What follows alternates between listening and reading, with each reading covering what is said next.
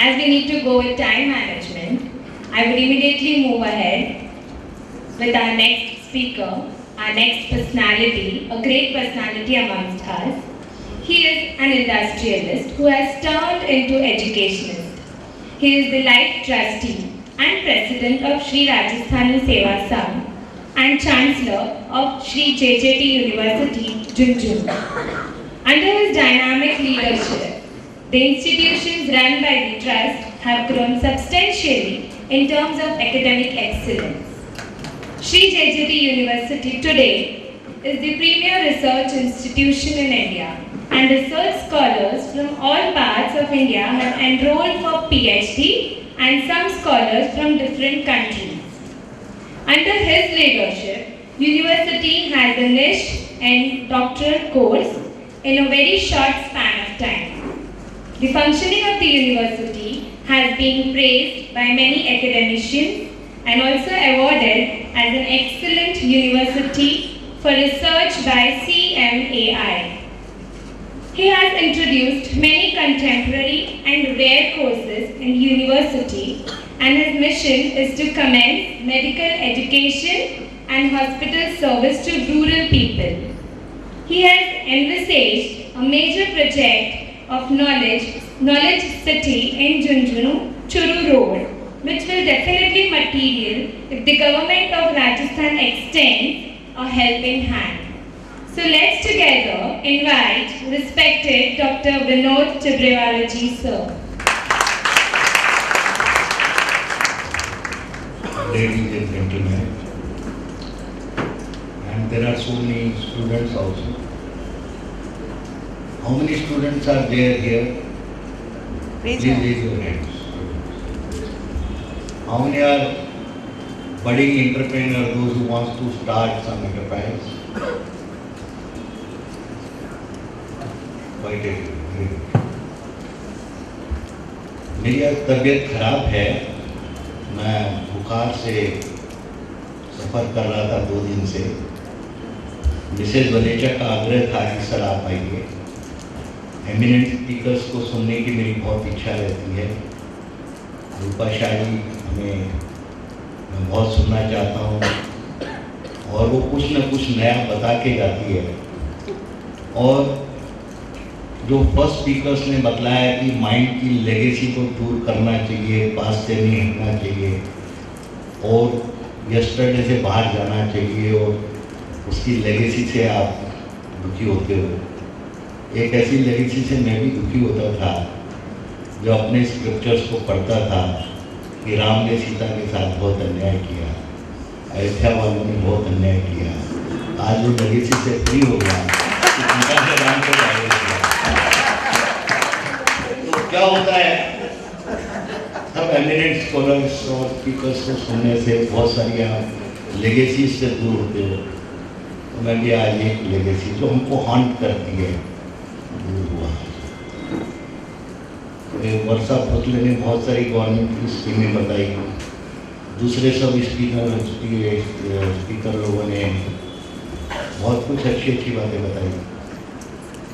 Sir ने बताया, जो स्पीकर थे, हार्ड वर्क का क्या कहीं पर्याय नहीं।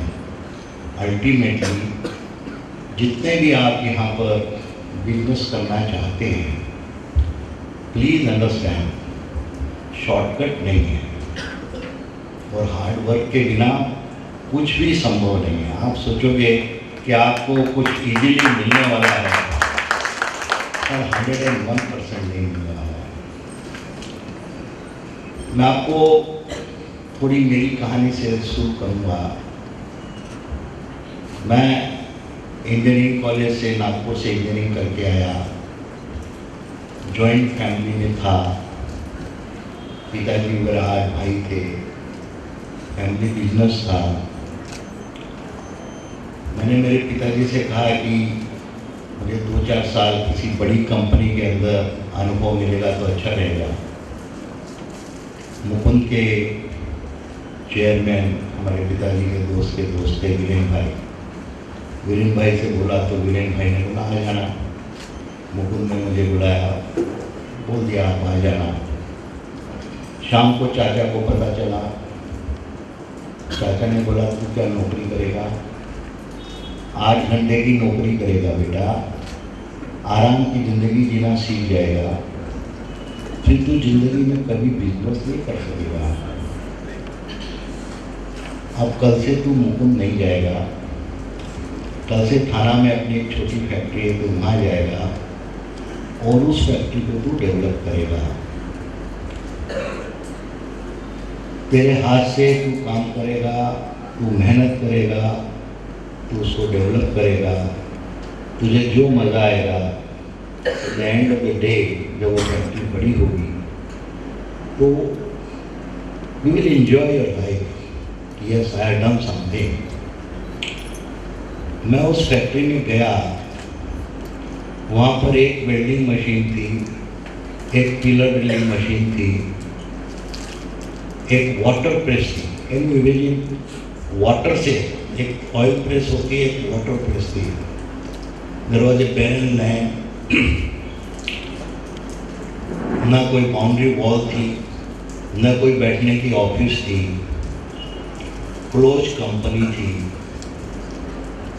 बैंक का बैलेंस देखा तो 13,000 रुपया बैंक के बैलेंस में था और करीब 20-25 हज़ार रुपये की देनदारी थी।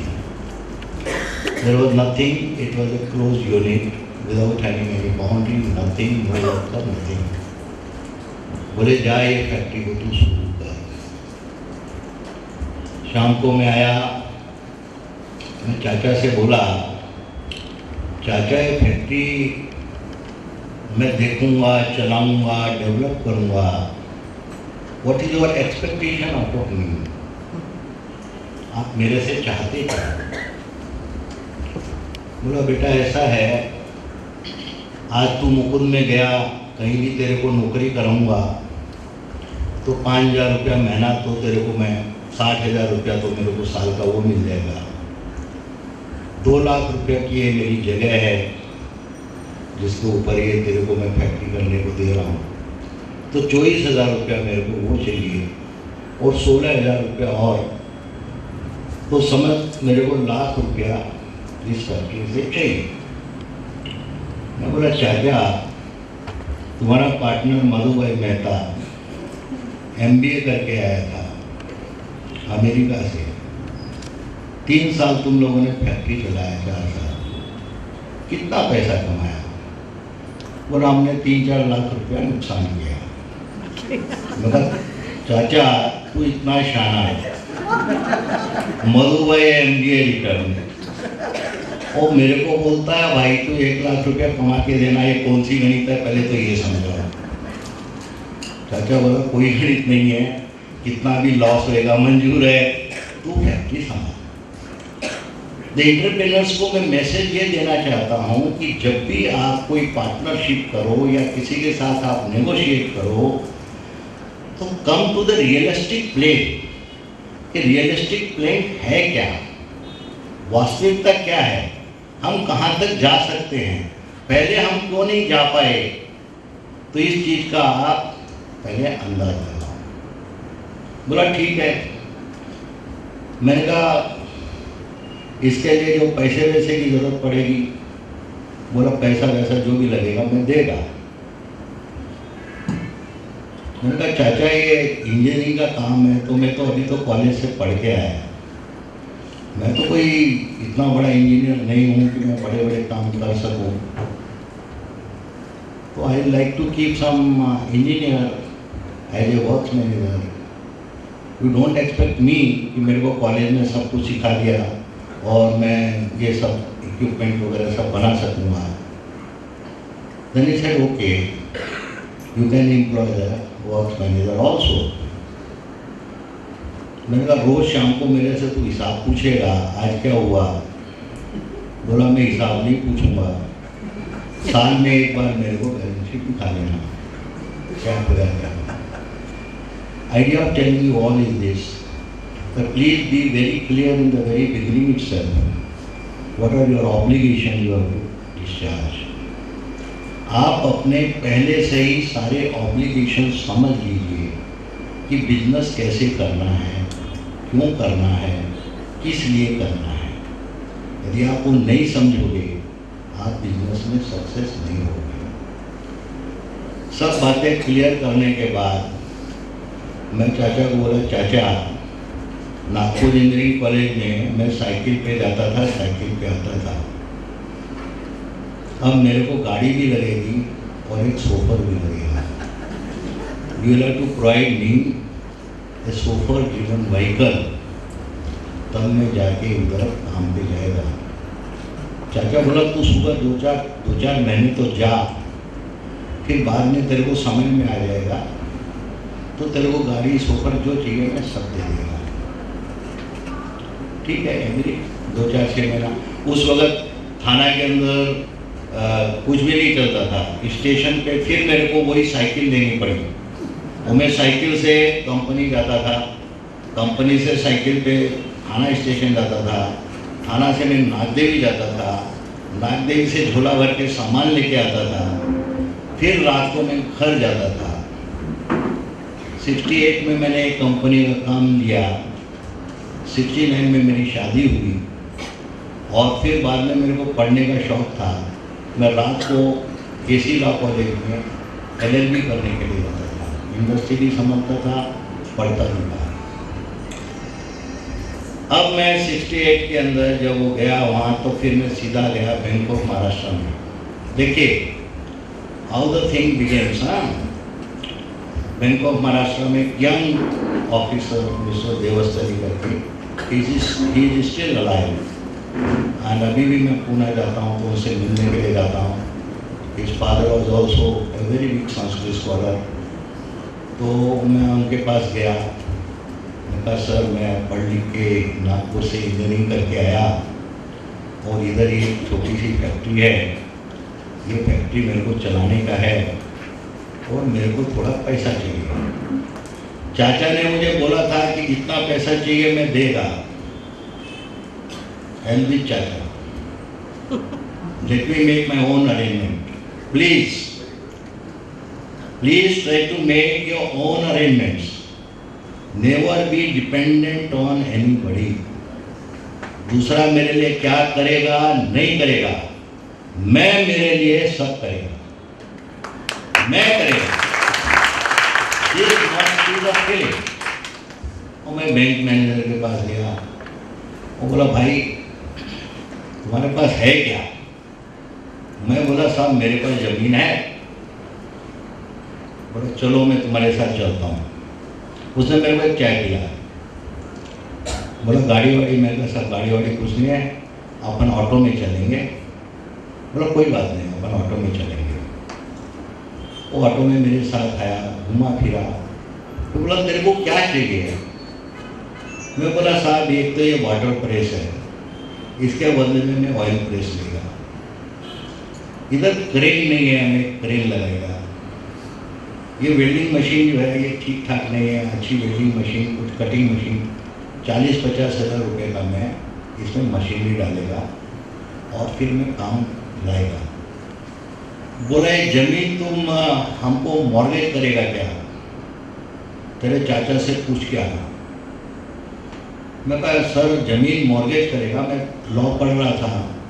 मैं बोला सर इंग्लिश मॉर्गेज करेगा। इंग्लिश मॉर्गेज में क्या होता है? Deposition of title deed. You don't have to pay mortgage charges, you just deposit the title deed to the bank. दूसरे दिन चाचा को बोला चाचा ऐसा ऐसा है, 50,000 रुपया बैंक के मैनेजर से बात किया है, वो लोन दे देगा, लेकिन अपने को बैंक को मॉर्गेज करना पड़ेगा अपनी ज़मीनों में। तो बोला यार मॉर्गेज तो कर देंगे, तो कौन सी मॉर्गेज के लिए होता है? मैं बोला सर मैंने उसको बोला एक्शन कर देंगे। बोला ठीक है मंजूर। बैंक वाले ने मेरे को सीधा AGM के पास लेके गया। AGM रानी साहब थे, आज भी पार्ला में रहते हैं, मेरे अजीज मित्र हैं। मैं उनके पास जाता हूँ, हर दिवाली को जाता हूँ, कोशिश करता हूँ मैं मिलूँ। AGM के पास लेके गया, AGM ने ओके कर दिया, 50,000 रुपया मिला। मैंने वो सब मशीनों का ऑर्डर कर दिया और मशीन भी मैंने मातबर और पवार वो 2 पार्टनर थे भैया और एक मराठी, उन लोगों को मैंने दिया। That was the first machine they made it for me. उन लोगों ने मेरे लिए फर्स्ट मशीन बनाया, फर्स्ट मशीन बनी। चाचा का एक दोस्त था, उसने जो है वर्क्स मैनेजर थपलियाल करके, विष्णुदत्त थपलियाल, वो वेस्टर्न इंडिया डायरेक्टर में था, वो उसको ला के वर्क्स मैनेजर बनाया। अब वर्क्स मैनेजर बन गया, मशीनों का ठीक ठाक ऑर्डर भी हो गया।